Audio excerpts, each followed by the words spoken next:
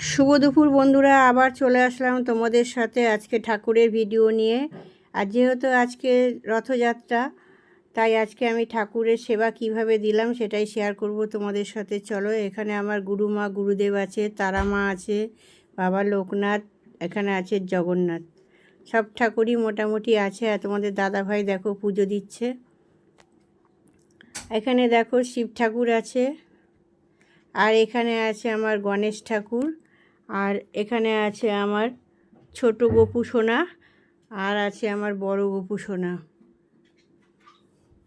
তা কত রকম আজকে ফুল নিয়ে এসছে তোমাদের দাদাভাই দেখো, আর সাজিয়েছে। সাজানোটা কেমন হয়েছে অবশ্যই বলবে তোমরা। আর যদি ভালো লাগে লাইক করবে, শেয়ার করবে, কমেন্ট করবে, সাবস্ক্রাইব করতে ভুলো না।